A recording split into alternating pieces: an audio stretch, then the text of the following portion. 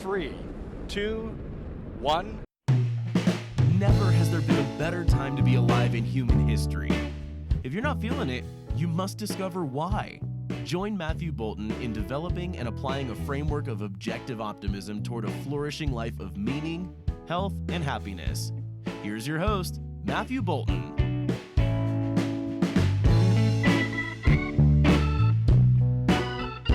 Hi everybody, welcome to Mr. Brightside. I'm Matthew Bolton. Today's show is an interview with guest Thom King. Thom is a self-confessed serial entrepreneur, and he's a self-educated food scientist. And I got to tell you, we just got off the call and I had a great conversation with Thom. I'm very impressed with his knowledge on these things. He really knows what he's talking about, and it really is hard to find people who know what they're talking about in nutrition these days. His products, it's very obvious that he cares a lot about helping people. Integrity is a big word, and he exemplifies integrity.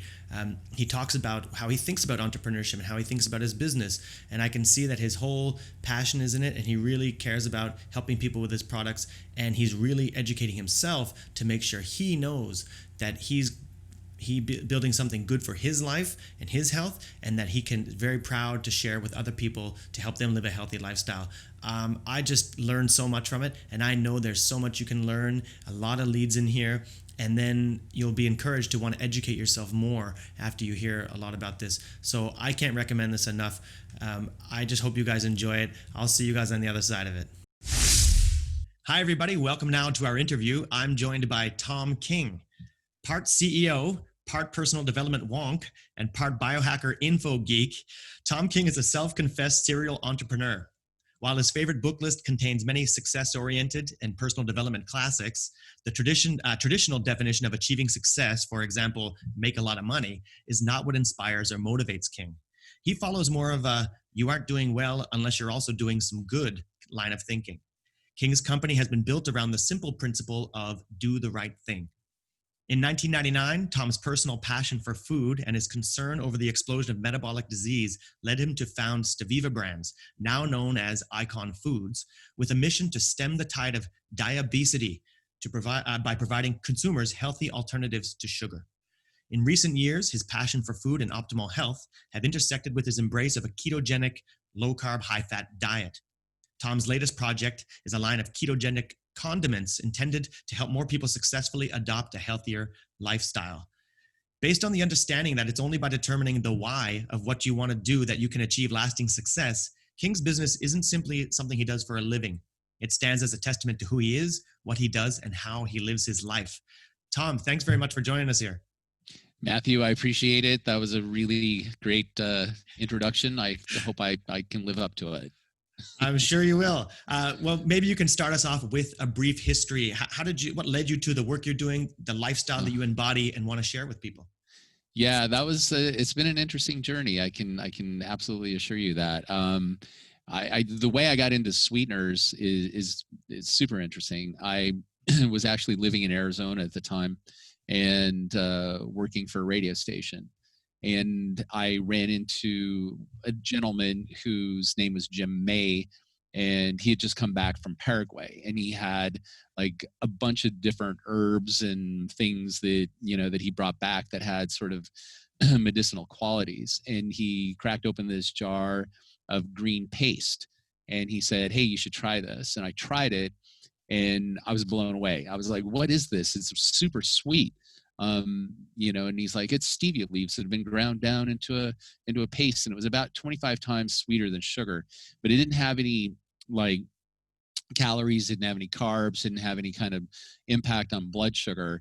And so that's when the wheels started turning. I was like, I wonder if there'd be a way that, somebody could naturally extract those sweet constituents out of this leaf and have something that could be a competitor to NutraSweet, because at the time the FDA had just approved aspartame, which is its trade name was NutraSweet. They had just approved aspartame as a sweetener, and I thought, that's sort of better living through chemistry, but using a stevia extract might be an actual natural sweetener, sugar substitute. So that was when the journey started, and that was just the beginning. So the wheels were turning, and then that's when the hard work started. So it was like my side hustle for almost 8 years while I found a way to, a way to extract those sweet constituents out of the leaves using just like a hot water process. And then I had to find an actual manufacturer who would be willing to do it. So flash forward 8 years, and I finally started getting product into the United States, and then the FDA threw this massive moratorium on stevia, and kind of stopped it. But we were still able to sell it as like a dietary supplement, until 2008, when like this mega food company called Cargill influenced the FDA to approve stevia as a food additive. And at that point, then my business started to take off, and and now I'm here. All right. Well, that's great. So how did it even come that sugar removal was a focus for you? How did sugar become enemy number one for you? Like, it occurred to you, like, this doesn't have sugar. Where did you even get sugar? Yeah, that's a good question. I would say I battled with weight like most of my life. Like when I was a little kid, I was skinny, and then I ended up eating like a lot of crap, like a lot of spaghetti. By the time I got into college, I had a sugar addiction that was, by most people's standards, obscene. I used to take a can of Pepsi and drink a little bit of it out, and then empty a can of M&Ms into it because it wasn't quite sweet enough. So I had it's a really it was, and when people know that about me now, they're like, shut up, that's not true. And I'm like, there's things you don't know about me. And one of them was my sugar addiction. So I had a really, really terrible sugar addiction, which led to like headaches. It led to, low energy in the afternoon because I had to have another hit of sugar. And it was an addiction.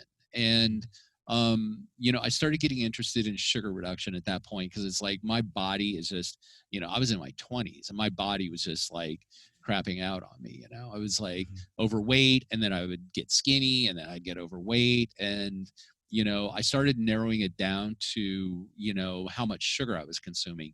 And at that point, that's when my journey began of like, okay, how can I find ways to not eat sugar? Excellent. All right. So, yeah, and I've got that all you said about being fatigued in the afternoon. I've been in all these places too, and I've kind of been out of it for a couple of years. Sugar, I kind of really caught on to sugar and just metabolic nutrition in general, more hormonal theory and that type of stuff. That's really helped me a lot be better off. I wonder, what is diabesity to you? It's a term you've coined, is it? What do you say? Diabesity. What is that? Diabesity. So, I mean, that's a term that I use pretty often, and that's basically like a self-inflicted disease. So it's self-inflicted combination of obesity and diabetes. And so, I mean, when you look at like right now, we're suffering with a pandemic, right? And this pandemic's pretty obvious, but I think that once we're through this, I think people are going to have an awareness that there's another pandemic that we're looking at on a global basis, and that is the pandemic of people being overweight. Because it's too many sugars, too many carbs, and I think that is diabesity. And I think that is going to be the next pandemic that we're going to have to take a look at curing. Yeah, I'm already on board the idea that this is the pandemic we ought to be worried about. I mean, I know we are dealing with something right now, but I'm already looking there with you. I see it as the biggest problem facing us. Well, I also think health-wise, certainly. Yeah, I also think that this metabolic syndrome is that underlying condition that determines mortality when somebody does get, when somebody contracts COVID-19. Because when you look at like how COVID-19 ends up killing somebody, it's not actual COVID-19 that ends up killing you. It's your body that ends up killing you, because it creates this thing called a cytokine storm. And so cytokines are proteins that actually can help you. They'll surround, an invading virus in your body, and it produces mucus and it protects that area of your body. But what happens during a cytokine storm is that it overreacts. And so having cytokine storms is a function of of metabolic disease. So if you're, if you have type 2 diabetes, if you're obese, if you have any kind of metabolic condition like that, it really, really increases your chances of mortality, if and when you get COVID-19. Right. I think, yeah, okay. That all makes sense to me. I wonder, how did you get educated about nutrition in general? Once you started thinking about that and you said, I really got to focus on this, I'm kind of narrowing it down, you're getting on the scent. How did you start to educate yourself, or how did you? Yeah, that was, because my background is actually is marketing and intellectual property law. So I don't have like I would say degrees in science and stuff like that. The thing that got me interested in it was just, how my body was being affected by it. And then I became this sponge. So I have, like, I guess you could say it's an obsession with learning. Like if I find something that I'm curious about, I cannot stop like exploring it and reading it and immersing myself into that particular subject until I feel like I'm sort of adequately educated in it. So that's what happened with nutrition. I got into, studying nutrition, studying, like herbs and how various herbs and adaptogenic compounds can affect the body. And it's still a daily thing for me because, now I'm actually a food scientist, and I really, I need to know these things, like how sugars react with proteins and, how to make things taste delicious. So these are all things that I'm obsessed with, but I didn't go to school for it. I mean, I guess you could say that I went to school, but most of it was sort of autodidactic, like researching on the internet, reading books, and constantly putting things into practice. And I think that's where we can get a lot of the best education now anyways. There's a lot of great information out there, so I'm down with that all the way. You call yourself, I guess you say you follow a keto lifestyle. How is ketogenic different from paleo, or how do you think about what is ketogenic? Because it means a lot of different things to people. So how is that different from other low carb, high fat, etc.? Yeah, that's also a good question. So, I mean, a ketogenic diet or a ketogenic lifestyle would be an indicator that you are, that your body is in a particular state of ketosis. And that when you're in a particular state of ketosis, it's when your body's burning ketones instead of glucose. And so the way that ketones are produced is by your liver actually metabolizing fats into ketones. And so your liver is actually only going to metabolize fats when it's out of carbs and when it's out of glucose and when it's out of fructose. So in the basic, I would say the basic fundamentals behind a ketogenic diet, it's 70% fat, 20% proteins, and 10% carbs. And those carbs are not high glycemic carbs, meaning sugary carbs or starchy carbs like breads and pastas, but those 10% carbs come from leafy greens, cruciferous vegetables like broccoli, cauliflower. Basically, if it grows above the ground, it's probably something that you can eat. If it grows below the ground, it's going to tend to be a little more on the high glycemic side. A paleo diet is just, I would say, has similarities to a keto diet, because a lot of people that follow paleo will be in a state of ketosis. I would say that it's low carb, but the carbs that you bring into it are going to be like sweet potatoes and and things like that I generally will only eat maybe once a month when I'm cycling out of keto. Okay. All right, then. Thanks for that clarification. It's a little technical, but you need to know these things. People need to know. What is Ketose Sweet Plus, and how is that beneficial? That's a really good question. So Keto Sweet Plus is actually a sweetener that we developed, and what the major I would say compound that's in it is allulose. And so allulose is a rare sugar that is actually made from from an enzymatic process of introducing a particular bacteria to like a glucose syrup. And then the metabolite, which is basically when you think of a fermentation process, the metabolite is what I guess the basic way that you could describe it is the metabolites, like the poop that comes from the bacteria. But in this particular case, these bacteria eat the glucose, and what comes out, the metabolite, is going to be allulose. And so allulose exists in nature. It's a saccharide, which means it is a sugar, but your body doesn't metabolize it. And the interesting thing that I find about allulose is that it'll actually lower your blood sugar and increase your ketones. So it's this sort of miraculous sugar that you can have if you're on a keto diet. And so the Keto Sweet Plus, and it's because allulose is only about 70% of Swedish sugar. So the Keto Sweet Plus, we add a little bit of monk fruit extract, which is super sweet, and a little bit of stevia, which is super sweet. And the reason that we combine the monk fruit and the stevia is that when you combine them, they have these masking properties that mask off each of their off notes, because some people are like, oh, I don't like stevia, it tastes like licorice.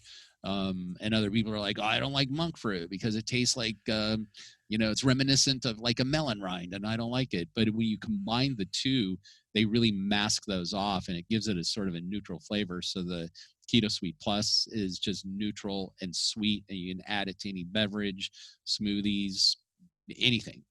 All right. Keto Sweet. All right. Keto Sweet Plus, is it? Keto Sweet Plus. Keto Sweet Plus. Excellent. So why are food labels so confusing to people anyway? And what are some common mistakes people make when they're reading and choosing products? And how has the FDA confounded this issue? If you can put that all together, if you wanted to go one at a time. I can put that all together. I would say that the FDA has not necessarily addressed all of these issues. Okay. They're starting to. Okay, so I have hope for it, because the new FDA label guidelines,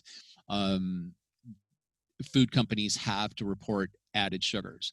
And so if you have a compound that you're adding, or an ingredient that you're adding to your formula that is a sugar, it's going to show up. And I would say that the most confusing thing is how sugars can be labeled, and how different compounds can be labeled. Like, I find one all of the time that is like a vegetable fiber. Okay, so a liquid vegetable fiber. So liquid vegetable fiber is actually called IMO, which is also isomaltooligosaccharide. So I know that sounds super complicated, but it's basically the sugar that's been derived from processing vegetables. And so that's one that people be like, oh, it's safe because it's fiber and it comes from vegetables, but it's not, because after your stomach metabolizes it, converts it to a simple sugar. So it can have a metabolic effect on you. So those are the things you need to look out for, is disguised sugar, like cane, like cane juice or organic cane extract, all of these different things. So it's like, educate yourself, read the labels. If it ends in OSE, it's a sugar.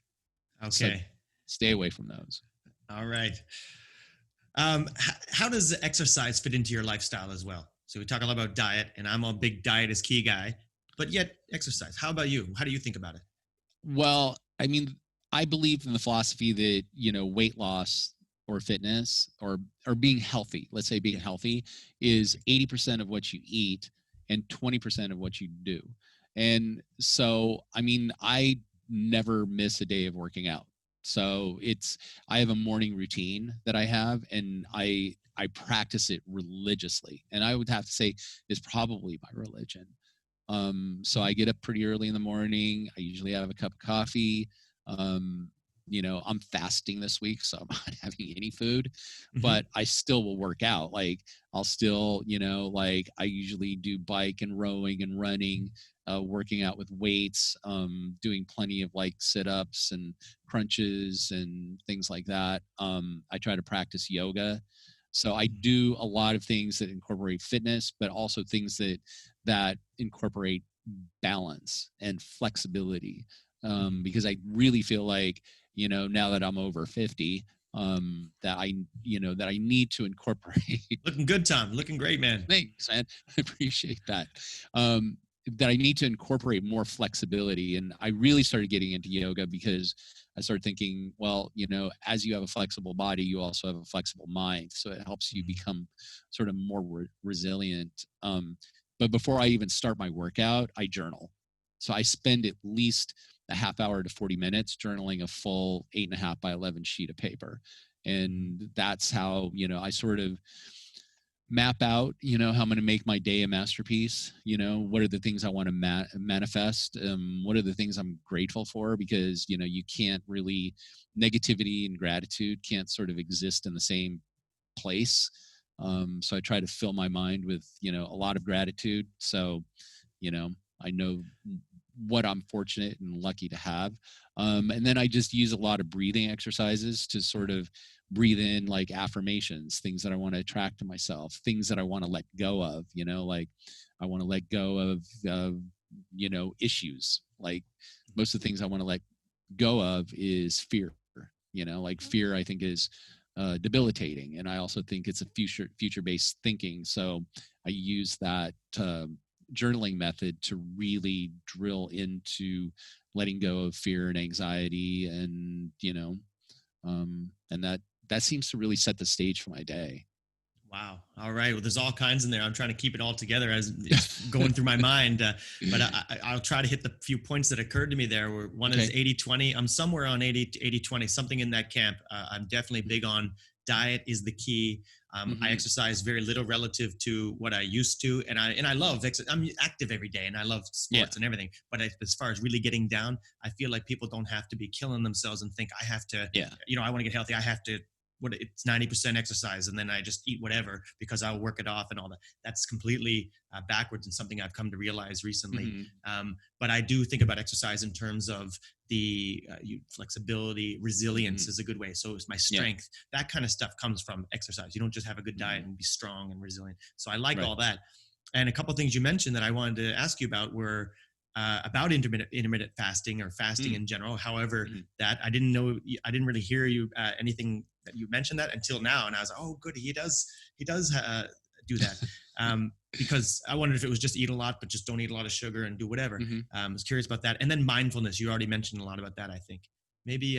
So how do you think about fasting in general? And tell us about that. I love fasting, and it's because fasting is such a mental game because it's not really as much physical as you would think.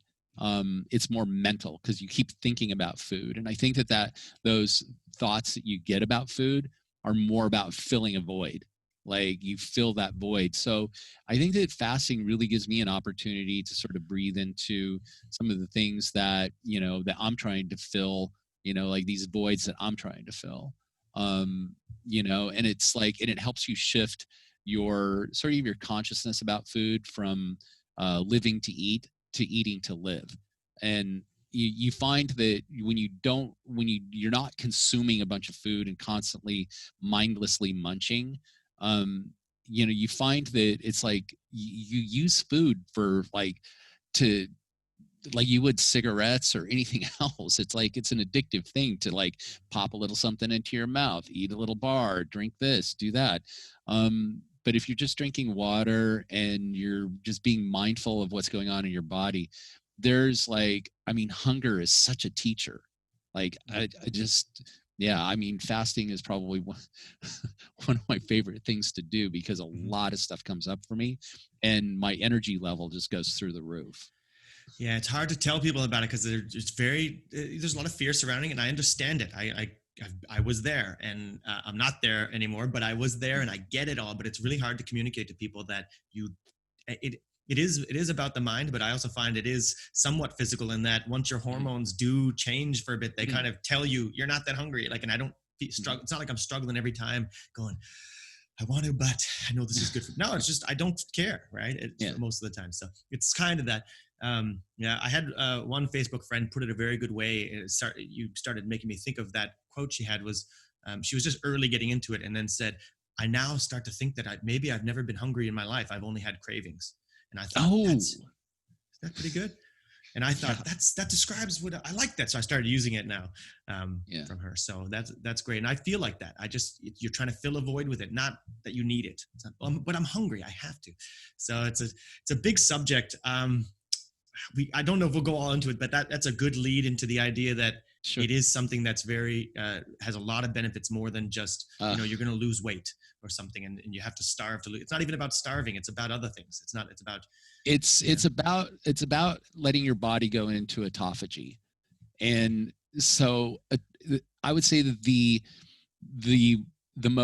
biggest health benefit that you get from fasting is when you're getting into your third and fourth day. So your body goes into autophagy, and what autophagy is where your body starts killing off, or these cells, your cells go into a state of where they're just dying off. Like a cell says, hey, I'm not serving the body anymore, and now it's time for me to go.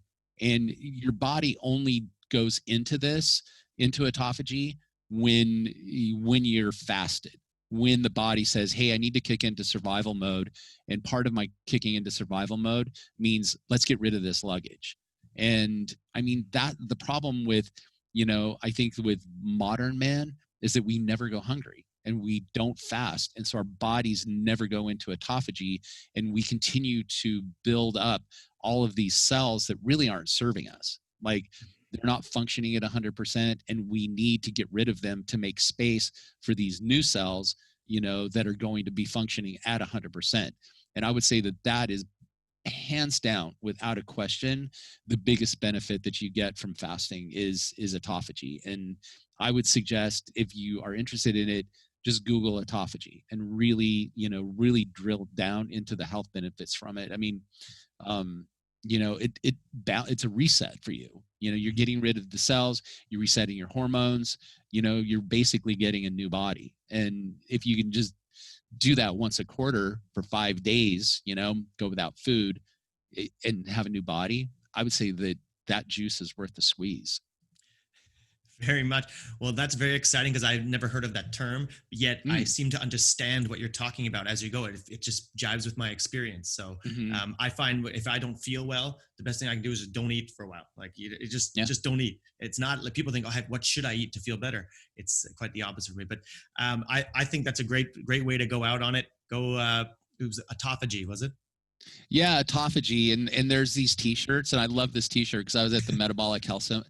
I was at the Metabolic Health Summit like that in February. It was like right before everything got shut down, and this guy had this shirt that said "Autophagy sells itself," but the cell was spelled CELL, and I was just like, yeah.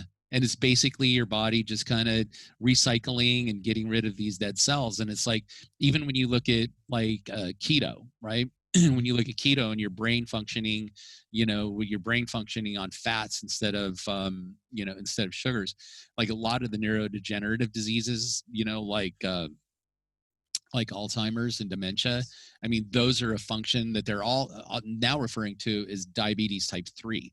So what is happening is you're not allowing your body to go into autophagy or a fasted state, because when that happens, you get this thing at night when you're dreaming, and when you're sleeping, you get a cerebral flush. And so the cerebral flush actually flushes away like all of this, the ash left behind from peptides or proteins that your brain functions on. And so, if you're in a fasted state, or your body doesn't have a bunch of glucose in it, like from drinking sugar and consuming sugary stuff, your body will actually go into that cerebral flush, and in the middle of the night, it'll flush all of those those ash and that those used up proteins out of your brain cavity. If you don't do it, and you don't allow your body to go into a fasted state, those continue to build up. Like it builds up and it starts building this plaque on your brain. Lewy body plaque is what causes dementia, and amyloidal plaque is what causes Alzheimer's. And that plaque builds up on your brain, and it's unable to have that connectivity that it needs. And you can see, with people that have neurodegenerative disease, the impact that it has. So that's one of the things too that I love about fasting and keto. Wow. Well, you're giving me all the technical and expert things that Sciencey to stuff. describe sciencey stuff to describe what I experienced, but don't really Nice. articulate it in a great way. And I obviously definitely have to educate myself more on it. It's way worth looking into. Let's move into. I want to ask you about, you created a Guy Gone Keto condiments. How are these condiments different or unique? Well, they're keto friendly. So the reason I created those, so I wrote the book Guy Gone Keto, and then, so I was really immersed myself into a keto lifestyle. And what I found is that I couldn't have ketchup because ketchup has more sugar than ice cream. And so is that right? I mean, I definitely don't have it often. I don't. I stay away because I'm scared of it. But I didn't think it was worse than ice cream.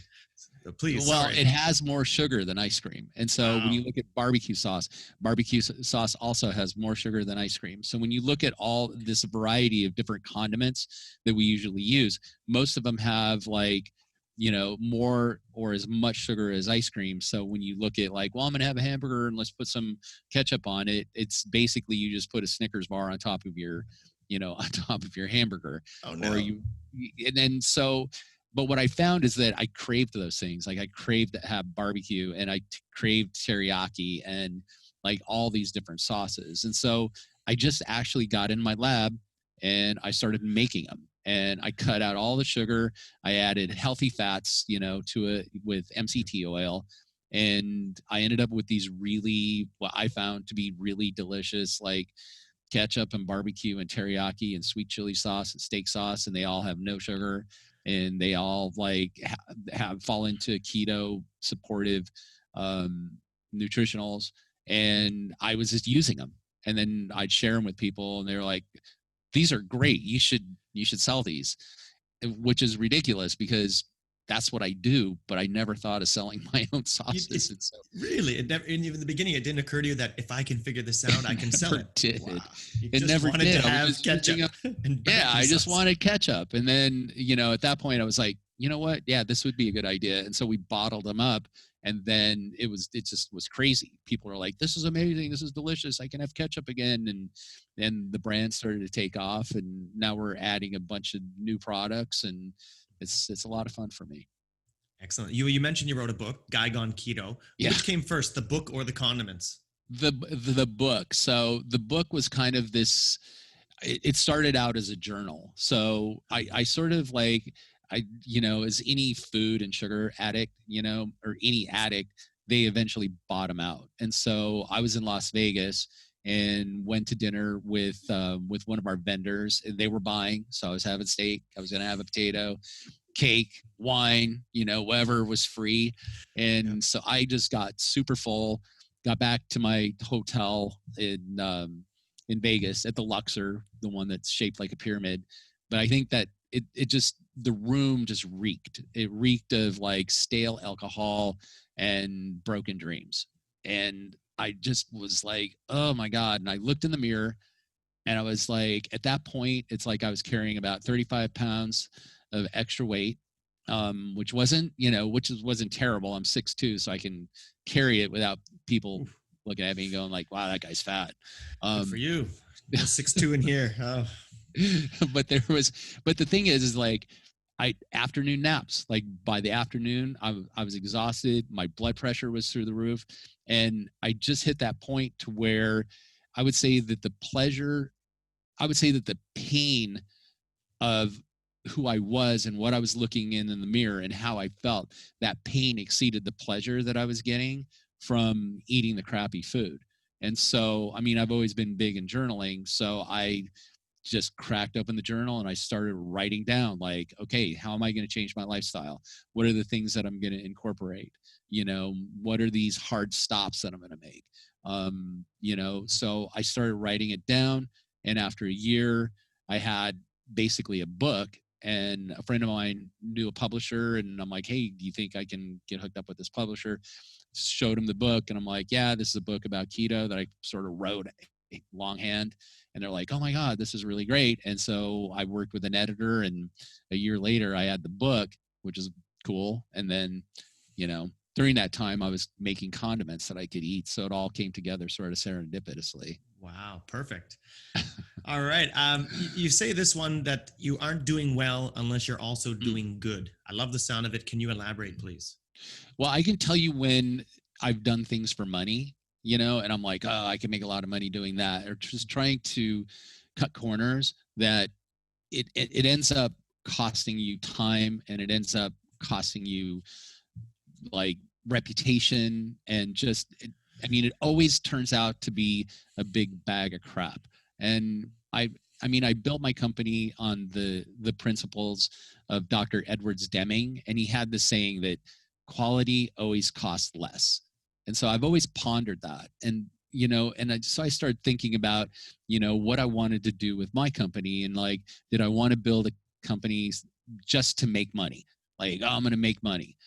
And that just never resonated with me. So everything that I've done with my businesses and with products that I develop is, how does this product serve the community?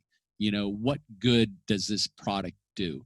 And every time that I've leaned into doing something that was right and doing something that was good, I've always gotten an amazing return from it. And sometimes that return is money, which is great, because money's buys you a little bit of freedom.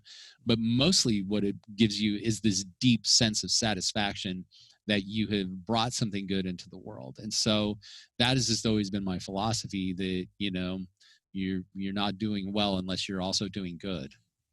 Wow, there's so much in there that occurs to me, and I won't go there, but I'm very much on board. When I first read that, what it did occur to me, I'll tell you, is the story of Steve Jobs pitching John Scully to come from Pepsi. And I remember John Scully in the documentary. I don't remember the whole pitch or whatever, but the one quote he said was, "Do you want to sell sugar water for the rest of your life, or do you want to change the world?" Right. Yep. And that's what, and I think, like, I'd be like, I want to get on, Pepsi's a good product. Fine. It can be refreshing in a very limited context, but I wouldn't want to, if you're in business, I think a proper goal is to maximize profit. I don't think there's anything wrong with that. So you're trying to sell as much as possible. And I wouldn't want to try to sell Pepsi, as much as possible. I want to sell things that I think are helping people. So that's what I read when I read that quote. And I thought, I love the sound of that. And how you did is a whole other way I think about it too, that I'm really on board with, but we'll move on. If you're doing good, so how about this? If you say we have to also be doing good, do we have to get clear on what is the good? So like, what I mean is, what if people don't know what's good? For example, years ago, people were advocating and selling low fat, anything kind of whatever the government said healthy. I don't know how you think about it, but the food pyramid, I think, contributed to the diabetes epidemic you described. 100%. Okay, then good. I just, do you want to say, put words 100%. In your mouth? Yeah. So I think that a lot of people think they're doing good with poisonous ideas. So how do we, I guess, do we have to get clear on what is the good before we go all in, or people? You have to know your. I don't know what my question is. Yeah. Yeah, but I do, and it's knowing your why. And that's the thing, like knowing your why. Like if you read anything, or listen to anything by Simon Sinek, I mean, that guy is like just beautiful in his philosophies of leadership and knowing why you're doing something. And I think that, if you're looking to get into a business, start a business, or if you're already in a business, you need to know your why. Like, why am I doing this? Like, am I doing this to make the world a better place? Am I doing this to make money? And if I'm looking to make money, why? Why do I need that money? Do I need the money because I want to have a bigger house and a better car? Or do I want this money because I want to create a foundation, to make the world a better place? So that's when you need to look inside your heart, right? And that's when you need to understand your why. And that is another onion that you can just peel away the layers for a lifetime of like, why am I doing this? Why am I this way? Why do I want this? Why do I need this? So, I mean, understanding your why is, I think, critical to, to your success, to your well-being, and actually living a life where you can leave behind a positive legacy. Yes. And I think in order to do that, I want to just add, I think you have to understand your why and discover whether your why corresponds with reality. Like, is it true? Like, if I say, well, my why is I'm down with low fat no matter what, like that's what it is. That's what it means. I mean, you really have to think hard about, is it actually helping my life, and will it help other people's lives, I think, as well. And then, so constantly ask that why, as an onion, as you said, as deep as you can. Well, and understanding what you're doing too, because like when you brought up the fact that, that, hey, do you want to sell sugar water the rest of your life, or do you want to change the world? I mean, somebody who's selling sugar water may not, find any sort of moral turpitude in doing that. They might just be perfectly fine with it. But if you really take a good hard look at what you're doing, is it making a positive impact on people's lives, or is it making a negative impact on people's lives? And when you look at like, well, our philosophy and our knowledge about nutrition has changed over the years, right? Like it used to be like, hey, sugar gives you energy, and hey, fat makes you fat. But that philosophy was really like, I mean, there was a New York Times article that was written about 4 years ago that exposed the sugar industry, that they hired scientists to actually write these articles that vilified fat and made sugar sound like it was, it was fine for you to have. And that was back in the 60s. And that was sort of the genesis of, adding sugar to products. And I mean, if you really want to take that down a deeper rabbit hole, is like when you look, because I get asked this a lot. It's like, well, do food companies put sugar in their food to get us addicted? And I get asked that so much, and I'm like, no, that's ridiculous. Companies don't do things, maliciously like that to get people addicted, except for maybe tobacco, to get people addicted to their food. It's like the function, the problem, the reason why there's so much sugar in food is because sugar is cheap. Like sugar costs 15 cents a pound if you're buying enough of it, right? And sugar is also subsidized, which means that the government actually pays sugar makers to make sugar and to make sure that they're making a profit on it. So a subsidized crop is a super cheap crop. And so when you go to a company that makes ketchup, right, and you say, hey, I've got an idea of how we can make your cost of goods sold, or your cost of what your product is, how we could save you 75%. Most companies that are publicly owned are going to be like, we're all ears. Tell me what this is. Well, if you add sugar, right, which is very bulky, you can replace tomatoes. So you're going to replace tomatoes. You're going to add, 70% sugar. You're going to add some tomatoes so you have the flavor. Then you're going to add salt. And now you've got something that tastes similar to what your ketchup tasted before, but now it's costing you half as much. So that is why there's so much sugar in food, is because it is so cheap to put into food. All right. Well, that is all something. I want to ask you, move into maybe more general ideas about entrepreneurship. So okay. Maybe what are, well, actually, sorry, before that though, I would actually wonder what the future is of a guy gone keto. What's your vision for it soon? Do you have any plans? I do. I'm going to probably write 3-4 more books in that keto sort of universe. And I plan on expanding my product line into probably 20 or 30 new SKUs. So I'm going to keep developing products, and the products that I develop, I mean, I just develop them for myself, and they seem to make sense. So some of them will work, some of them won't, but I'll just keep developing products, and the ones that stick, and the ones that don't, we'll discontinue them. All right. Well, that's great. So as I said, I want to go into more general entrepreneurship. What are 1 or 2 skill sets that have helped you succeed in growing your business and doing all what you've done? Determination, I would say, is the biggest factor. Like, be determined about what you're going to do, set your intention, and be persistent. And I think that a lot of people will give up. They'll hit a wall and they'll be like, and that's the thing that you really, really need to get over. Like, when you hit a wall, that doesn't mean stop. What it means is go over, go under, go around. And if you have to, go through. But that's where your determination comes in, and don't give up. Like, I mean, if you have an idea, you may need to pivot on your action plan. And you may even need to change your goal somewhat, but don't give up. Just keep pushing ahead and do the hard work.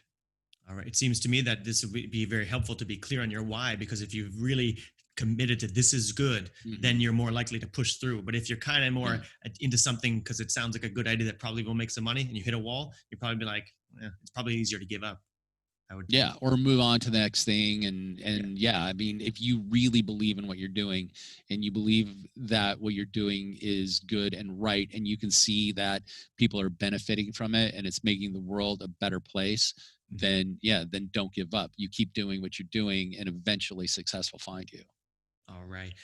You say that you're a serial entrepreneur, right? So how does that work? And how much do you stay involved in the business that you focus less on as you move into the new one? And is that something to do with delegation? Okay. Too much. Yeah, I delegate a lot. Like, I mean, the one thing that helps me so much is I have an absolutely amazing woman who works with me. Her name's Myra. She handles my calendar. And I was dealing with Myra. Excellent.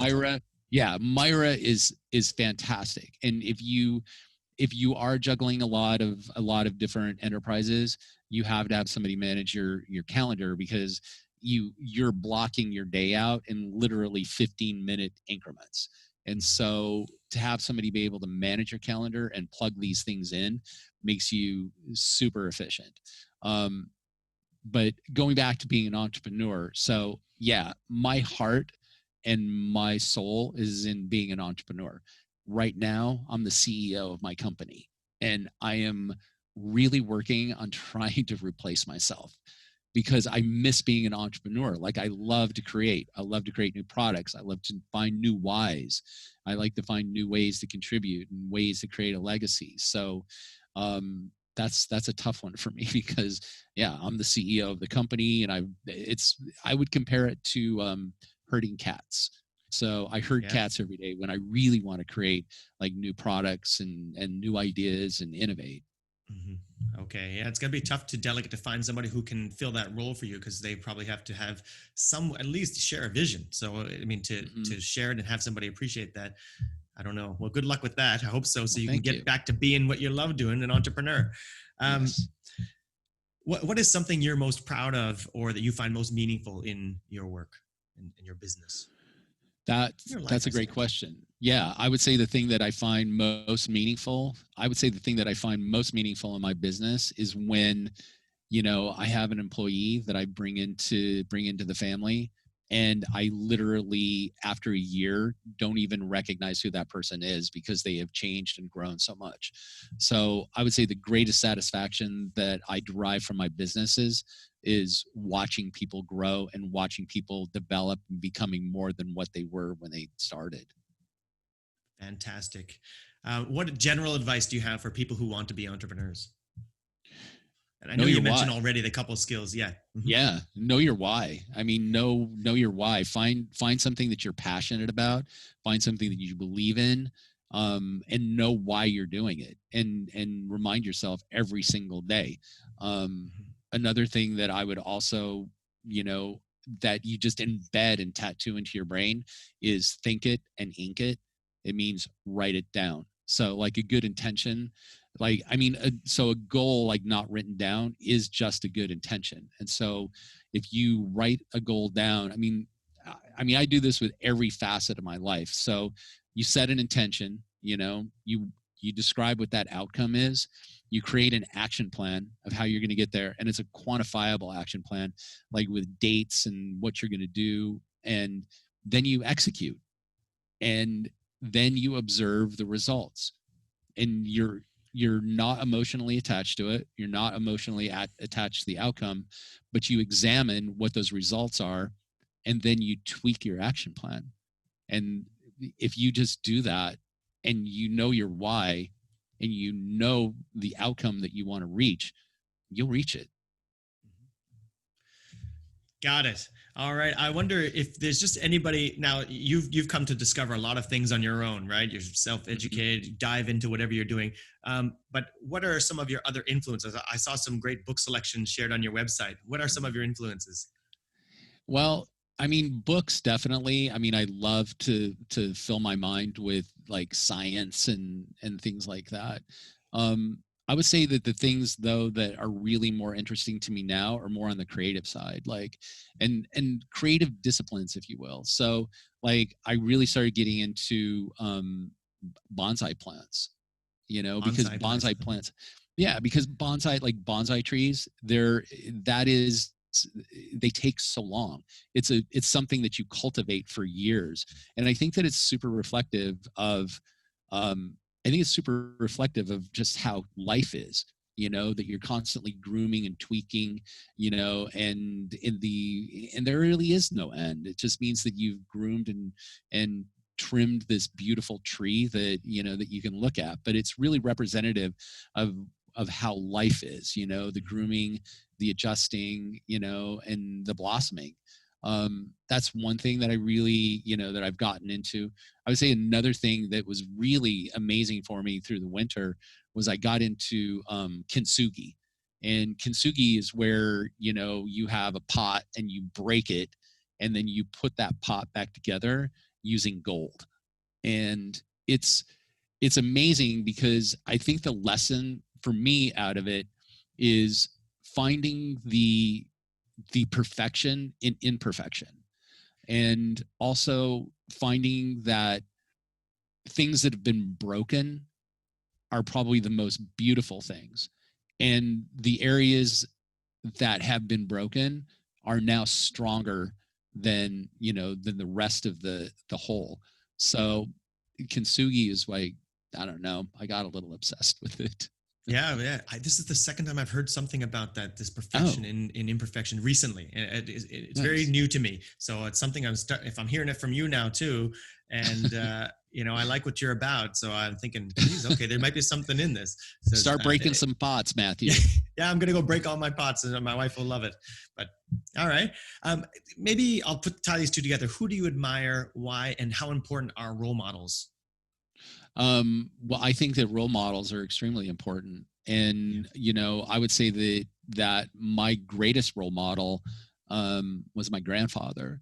And, I would say that the reason that my grandfather was not a rich man.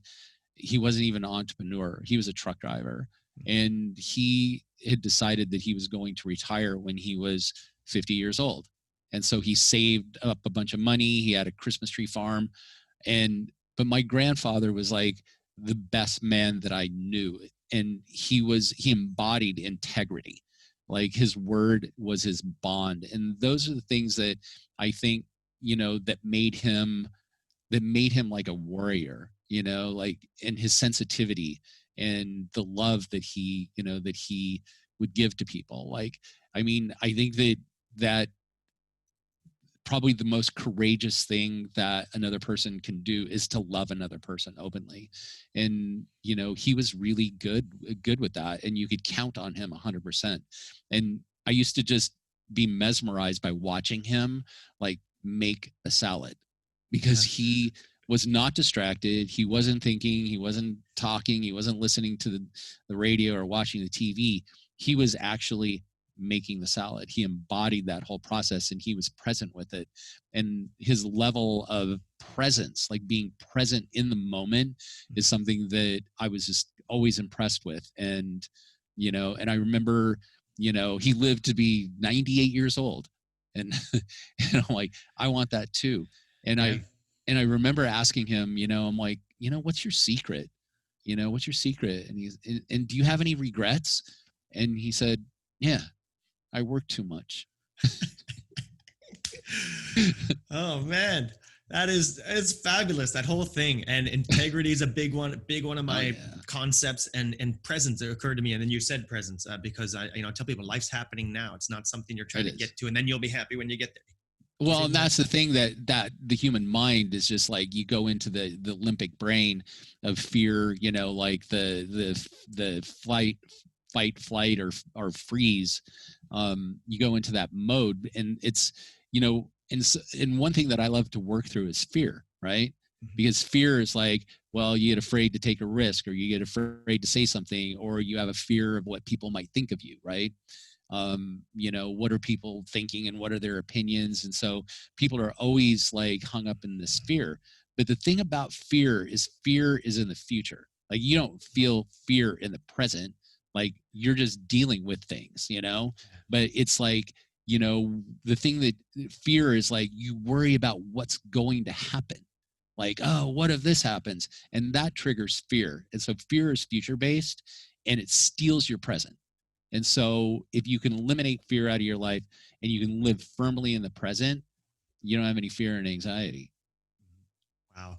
And, I don't want to detract from all this, like this deep and great content here, but I just want to throw in something for a lot of fun. I noticed on your musical ones that you like My Morning Jacket. Oh, and I was and I said to my wife, I was like, check it out, this guy loves MMJ, and and a lot of other ones you mentioned I like, but I haven't listened to them in a long time. But My Morning Jacket plays regularly in our house. I just wondered if you could articulate why you like My Morning Jacket, just for my personal indulgence and fun. well, I mean, Jim James or Yim Yames, however he wants to call himself now. Oh, was he doing that? Okay. He did it for a minute. And so Jim James, I mean, I just think that he's such an artist. I mean, he's so talented in his lyrics, and he also has a way of helping other artists out. Like he's always trying to, to promote music, and he's trying to help, struggling artists and beginning artists. And I would have to say the thing that cemented my love for My Morning Jacket was when I saw him at Red Rocks in Colorado, which is, if it's got to be on your bucket list. Like if you love music, you must see a band that you love at Red Rocks, because it becomes almost like a religious experience. And I saw My Morning Jacket with Band of Horses at at Red Rocks, and it was literally like one of the best shows I've ever seen. It was just, the setting was beautiful, the music was beautiful, the bands both played together, for a couple songs. And after that, it's just like, it's the lyrics, it's the motion, it's the music. Love it. Yeah, I'm down with all that in our house, and I even have it all on my exercise playlists running or whatever. It just carries me sometimes, and lyrics too. It feeds me. Okay, well, just almost through with a couple, and back to something a little more. I don't discount that. I don't think music is unimportant at all. I just thought it was a little bit less than what people might think is a big question. But a couple of those. To what do you attribute your success? How much would you say anything is it to do with struggle at all? I just wonder about that word, people, or what would you attribute your success to? Well, I mean, struggle's a great teacher, and I think pain is a great teacher. Okay. I think the willingness to continually be comfortable with being uncomfortable, because you're constantly trying to push yourself. But I mean, I honestly have to attribute the majority of my success to my mom, because I was lazy. Like when I was a teenager, I couldn't keep a job. I was just lazy. I just wouldn't work, and I couldn't get into a job and had struggled with school. And so my first job, like I would say that my first sort of real job is that, I actually was at my parents' house, laying on the couch, having my mom do my laundry. This is when I was in college, and eating out of the refrigerator and just being slothful. And somebody knocked on my mom's door, or my parents' door, and it was a process server. He was serving legal papers, and he served legal papers on my mom because my dad had a business, and one of his employees was getting his wages garnished. And I was fascinated by it. I was like, whoa, hey, what are you, a sheriff? And he's like, no, I'm a process server. I'm like, what do you have to have a license for this? No, I just, have this private investigator's license. And I was like, how do you do that? I need to know about this. And so I asked him, I'm like, can I ride with you? And he's like, yeah, weirdo, you can ride with me. And so I rode with him, and I was like, hey, do you need any help? Because I'm looking for a job. And I worked with this guy like all summer. Like he decided just to sit around and smoke pot, and I decided that I was going to serve legal papers on people all summer long and make a ton of money so I could afford to go back to school and actually get an apartment and things like that. So I did.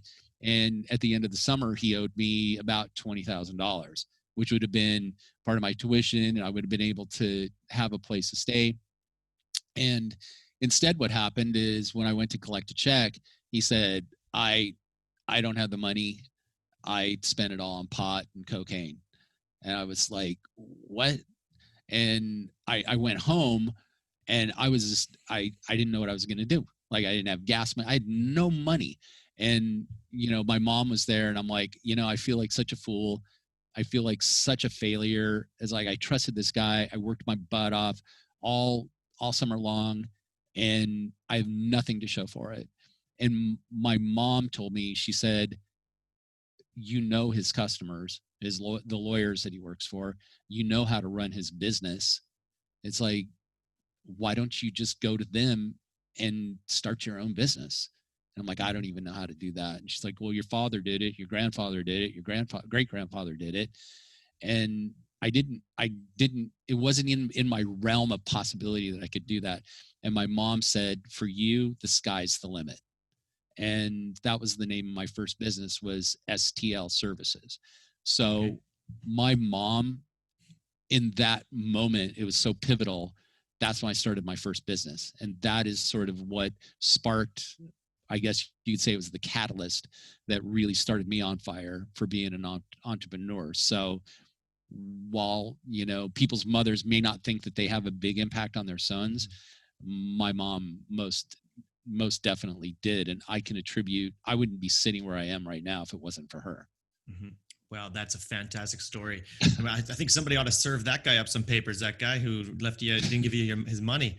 I'll tell you, there's lots implied in that story and everything. Just to wrap it up, tie it together, can you give us, for the broad question, how does one maximize the human experience? And that's an expression I think I've seen of yours on your website. Yeah, well, maximizing the human experience is by being present in what you do. And that is really, that is the key, is to find your presence and be grounded in the moment, because that is when you see the beauty of life unfold in front of you. And if you're present, you live fearlessly.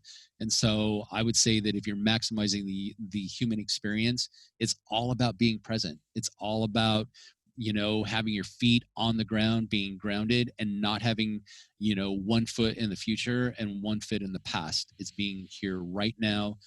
And that is how life will bloom and unfold for you.